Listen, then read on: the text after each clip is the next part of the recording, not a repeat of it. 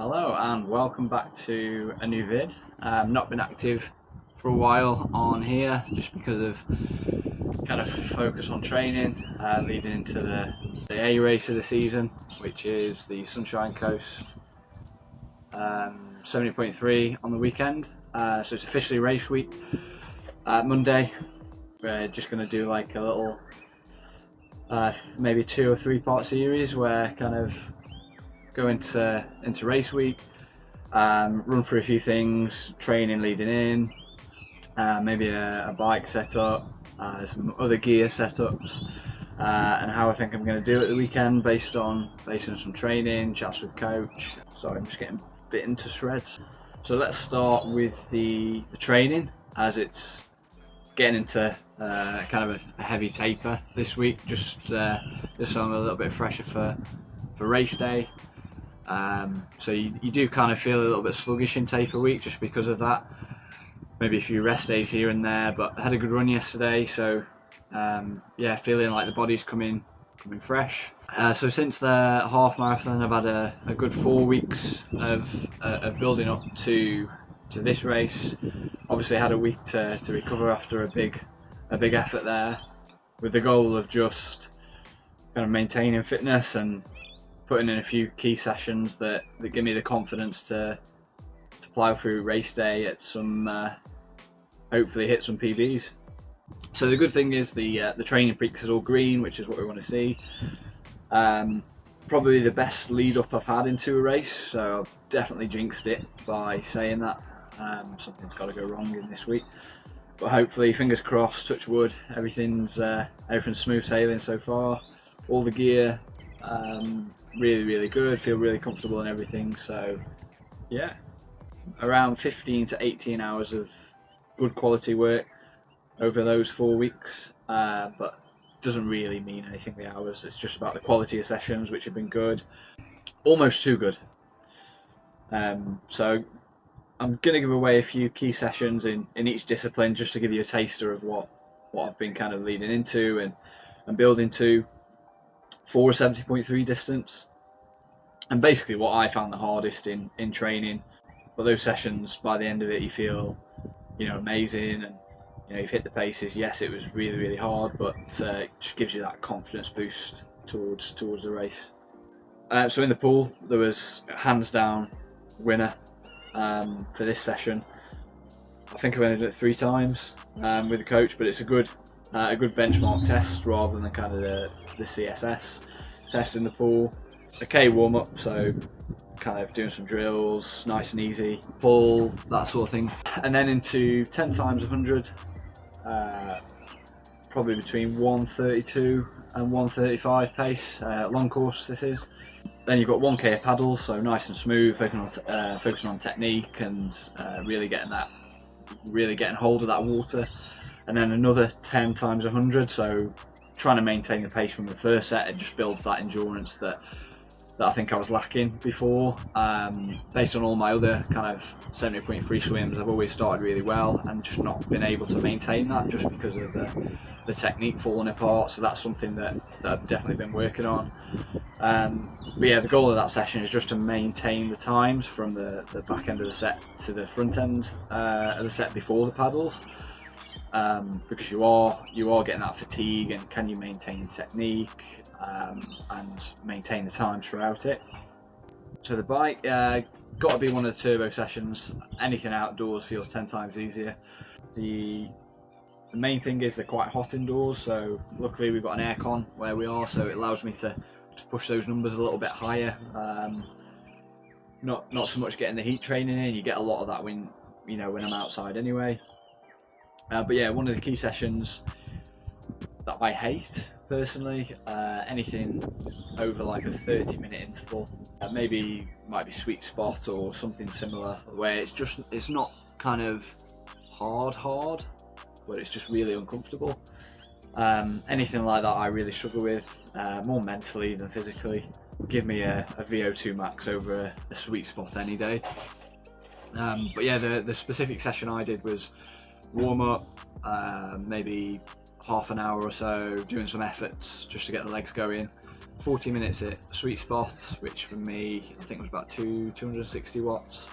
Just for reference, I probably weigh around 73, 74 kilo at the moment, so I don't know what that is in watts per kg. And then going on to some threshold efforts at the end.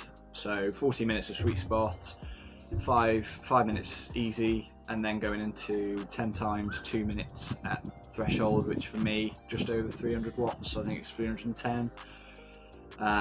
Had a little bit of play, so I started quite easy and just kind of see how I felt, and pushed it on towards the end. That's probably one of the harder sessions, not so much hard on paper, but hard kind of mentally for me on the longer intervals. And then the run, probably quite similar for a lot of people, is 8 by 4 minutes, or some sort of variation of kind of 8 by 1k, or basically at threshold repeats. So I've done this on the track a couple of times, so maintaining down from starting at around 320 down to 310. Now the last one was on the roads, just through some rollers, so that was a little bit pace adjusted. So I went from 330 down to 322, I think it was. Just building. That was a lot harder, a lot hotter on the day as well. So I did that kind of in the heat of the day, just for a reason. It's going to be quite hot. The temperature's noticeably gone up in the last couple of weeks over here. So I mean, it's 9 in the morning at the moment. I think it's 23 degrees. So humidity is quite high as well. I think it's 80% at the moment. So it's not cool by any means, and this is probably going to be a similar time to the race. But yeah, overall 4 weeks have gone really well.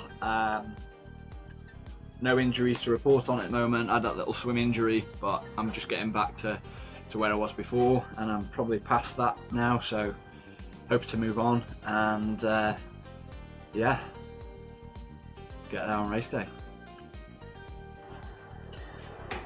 So welcome back to the video, back at the apartment on the Wednesday now. So just been doing some initial setups for the bike over the past couple of days, so it's pretty much ready as it is.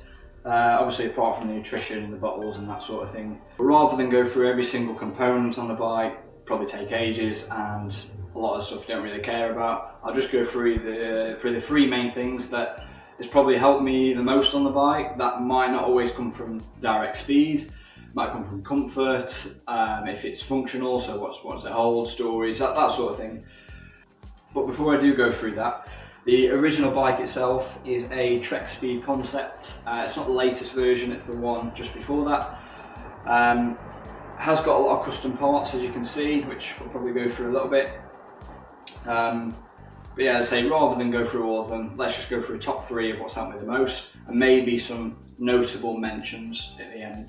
So number 3 is the storage box on the frame. Now, that's made by a company, as you can see there, Radsport Ibert, which is a German company. So yeah, these guys were, from my understanding, one of the first to break the mold in kind of doing custom bike parts for specific bikes. But yeah, really practical storage box, fits really nicely with the aero bottle from Elite. It's got a magnetic closure on the other side, fits all your flat kit, or if you're going out for a long ride you can even put some nutrition in there as well. And let's not forget, it's probably quite aero as well for what it is. So coming in at number 2 is what's up top. Now this is an absolute speed BCA system. I can see why a lot of pros and age groupers, we're seeing a lot more of these around on bikes now, especially in the pro field. But yeah, you can run a double or single bottle, doesn't really matter. I've run the double. As you can see, really aero design from the front. It looks really sleek. From the side it looks even better. The one thing I really like though is the storage in the front of the cone here. So right at the cone, you can fit 2 gels in there. Again, out on your long rides, you can put 2 in there, or probably on race day, I'll probably stash 2 spare gels in there just in case. I don't have to carry them in my tri-suit and risk them dropping out, so it's a really good option to have. The other thing about these is you can really play around with the position on them. So the base plate has loads of holes, you can move it forward, sideways, backwards. You can adjust the angle as well, it's got an adjustable angled riser. So I think you can go from anything between 0 up to 25, which a lot of bars are now, so you can kind of run it flush, or you can kind of have it angled down towards your chest a lot more. So yeah, you can really customise that, along with the spacers it comes with as well. Different size screws, so it's got absolutely everything you need. You don't need to go out and buy anything else. The kit has absolutely everything, so that's also a good recommendation. So the number 1 spot is the cockpit itself. Now, probably didn't cost as much as some of the others, but I think this is a really beneficial upgrade in the fact that it might not get the aero gains directly, but if I'm more comfortable in the aero position, it's going to make it a lot easier to hold over the long course, so especially over a 70.3 distance. That's going to make a difference, I think, the position of the bike and how long I can hold it. But just to run you through it, I've got mainly some fast TT parts, from the base bar up until the TT bar. The TT bars themselves are not fast TT. Unfortunately, I'm not made of money, so sorry guys. They are a Chinese competitor which do a similar sort of bar, and they fit well with the fast TT parts as well. So no complaints with that yet. But back to the fast TT, we've got the angled riser. So again, these have allowed me to kind of customise that position and get really comfy. So yeah, that'll be in the top 3, although I have got a couple of other kind of upgrades that I genuinely like as well. The Easy Gains Hydro, which again, you can run single, you can run double, you can move the position of the bottle so it's closer to your bum, so that kind of airflow goes straight over the top and out the back, nice and clean. Staying on the Easy Gains, we've got the disc cover on there as well, so I can easily just take that on and off. Training, racing, don't have to go out and buy a new wheel set, which is great, suits me. The others, notable mentions, are the wheels that are on. So these are Windspace Hyper 62s, front and rear, both 62. And these have got ceramic bearings, feel really fast. So yeah, really good addition to the race day setup. Physics saddle, GP Continentals, and some power meter pedals to make up the full round. So basically, what I'm saying is, if I'm not fast on this, I've got no hope, have I? Ooh, so some last little thoughts on the race. Saturday now, so the race tomorrow. All the gear ready. You can see making a mess in the living room. All the gear there. Racking the bike in a little bit. Just going to go out and do some strides in a sec, just as a last kind of shock to the body to get it firing. But just coming on to just say a final few thoughts on the race tomorrow before the gun goes off, of where I think I'm at. So obviously the feelings of nerves and excitement are kind of building now. It's been a while since I last did a race, so that's always kind of adds to it, of not knowing where you're going to be, but also at peace with the fact that the performance is kind of where it is. It's not going to change now. You know, in triathlon, if the legs are bad on one day, you know, you can train the house down for months on end, but sometimes it just doesn't go to plan on that day, and that's fine.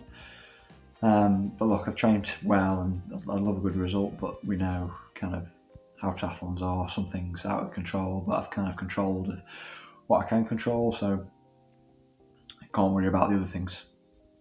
So onto the race, I think I'm going to swim somewhere between 27 and 30, in that ballpark, based on where I've been with the ocean swim I did not last month, month before.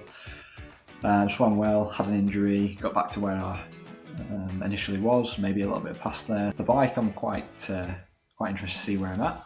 Definitely the discipline where I've made the most ground in the last 6 months since the last race. So, you know, if the bike legs are there on the day, which hoping they are, then I'd probably see myself catching more people than people catching me, which kind of puts me right up there with a not great swim, but not bad swim as well. Probably a little bit above average with that. So hopefully it puts me kind of at the front end of the race, but we'll see.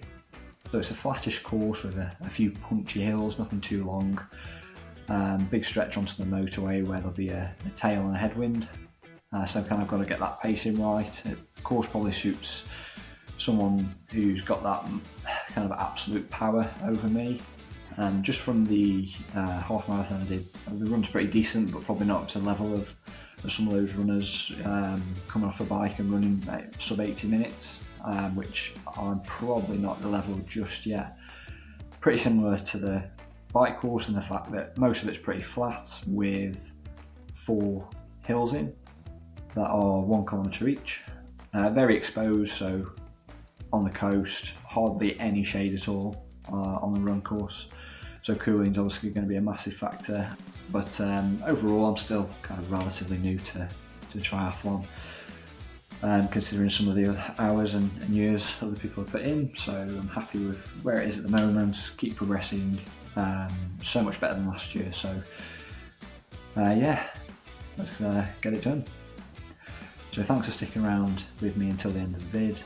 Hopefully going to do a race recap maybe later on next week. If I go well, if I go bad, still going to get it out. But please give the video a like and subscribe to the channel. Let's go.